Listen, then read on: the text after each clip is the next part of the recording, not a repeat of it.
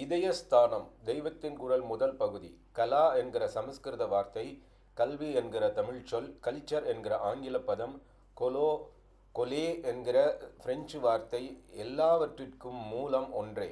கலை சர்வதேசத்தையும் தழுவுகிற விஷயமாதலால் வார்த்தையும் ஒன்றாகவே இருக்கிறது. கலா என்றால் எப்போதும் வளருவது என்று பொருள்.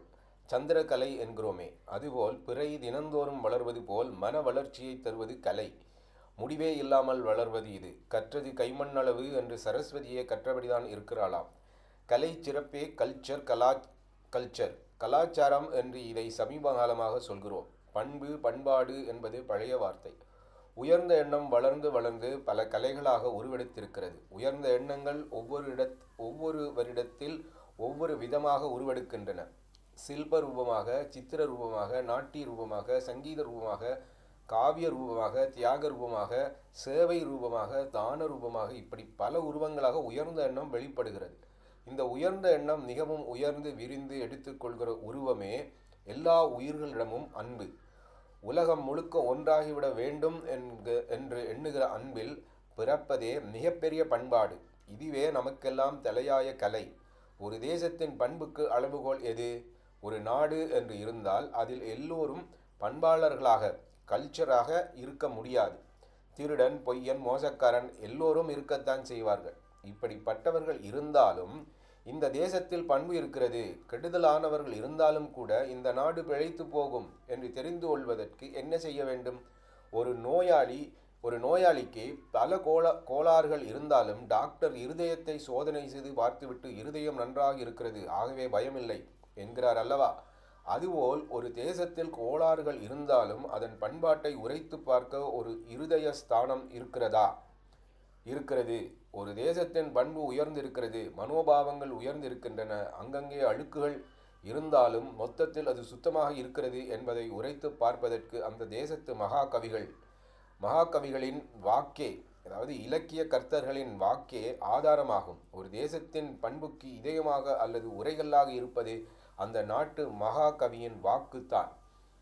இலக்கிய கர்த்தர்களின் உயர்ந்தவர்கள், மட்டமானவர்கள் எல்லோரும் இருப்பார்கள். அவர்களில் அசுத்தமே இல்லாதவனின் வார்த்தை தான் அழுக்கின் கனம் இல்லாததால் கால பிரவாகத்தில் அமுங்காமல் என்றென்றும் நீலையே விளங்கி கொண்டிருக்கும். அப்படிப்பட்டவனின் வாக்கே நமக்கு கலாச்சார விஷயங்களில் பிரமாணமாகும். மதஸ்தாபர்களின் கருத்துக்கு நிரம்ப முக்கியத்துவம் உண்டு என்பது வாஸ்தவம். ஆனாலும் ஒரு மதத்தை ஸ்தாபிப்பது என்று வரும்போது பிற மதங்களுடைய கொள்கைகளை கண்டனம் செய்து தங்கள் சித்தாந்தத்தையே உறுதிப்படுத்த வேண்டும் என்று ஏற்பட்டு விடுகிறது. தையல்காரர் மாதிரி தங்கள் கொள்கையை மட்டும் இறுக்கி பிடித்து வைத்துக்கொண்டு மற்றதையெல்லாம் வெட்டி தங்களின் கருத்தில் கொஞ்சம் பலவீனமானதற்கு கூட ஒட்டு கொடுத்து தைத்து கொண்டு போக வேண்டியிருக்கிறது. வெறுமே இலக்கிய சிருஷ்டியில் இருக்கப்பட்டவனுக்கு இந்த பட்சபாதமான வேலை கிடையாது. மனதில் தோன்றியது, கண்ணில் பட்டது, அழகான காட்சி, அழகிய பண்பு, இவற்றை விருப்பு வெறுப்பில்லாமல் அவன் சொல்லிக்கொண்டே போவான். தனது என்று எதையும் பிடித்து கொள்ளாமல் விஷயத்தை உள்ளபடி பார்த்து, அதாவது அப்ஜெக்டிவாக, பேதமில்லாமல் நடுநிலை கருத்தோடு, இம்பார்ஷியலாக, சர்வ சுதந்திரமாக, திறந்த மனசோடு உள்ளதை உள்ளபடி சொல்லுவான். உலகம் முழுவதையும் இப்படியே படம் பிடித்து காட்டி விடுவான். அதை உலகம் எடுத்து கொண்டாலும் சரி, தள்ளிவிட்டாலும் சரி, அதை பற்றி இலக்கிய கர்த்தாவுக்கு கவலை இல்லை. பயனை எதிர்பார்க்காதவன் அவன். முதலில் சொன்னது போல் இவன் அழுக்கே இல்லாமல் சுத்தமானவனாக இருந்தால் இவன் மனதில் தோன்றுவதே உத்தமமான பண்பு. அதை யாருக்கும் பயப்படாமல் சொல்லிவிடுவான். தன் மனதில் உத்தமமாக தோன்றுவதை இன்னொருத்தருக்கு பயப்பட்டோ பவ்யப்பட்டோ ஒரு கவி சொல்ல மாட்டான். ஒரு விஷயம் ஒரு நாட்டின் பண்புக்கு உகந்தது என்றுதான் அறிய வேண்டும். உகந்ததுதான் என்று அறிய வேண்டுமானால் அந்த பிரமாண வாக்கு, அத்தாரிட்டி, அந்த தேசத்தின் இப்படிப்பட்ட மகாகவியின் வாக்குத்தான். இன்று உள்ள இலக்கியம் நாளை நிற்குமா என்று நமக்கு தெரியாது. எனவே பல காலமாக உரைத்து மக்களுடைய ஜீவனைப் போலவே உறைந்து சாஸ்வதமாக விளங்கி வந்திருக்கின்ற காவியங்களை இயற்றியவர்களின் வாக்கையே பிரமாணமாக எடுத்துக்கொள்ள வேண்டும்.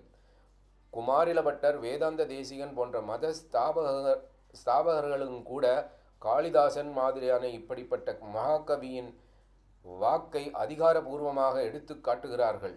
அதிலிருந்தே அதன் அத்தாரிட்டி தெரிகிறது. சொல்றது காஞ்சி மகாசுவாமிகள்.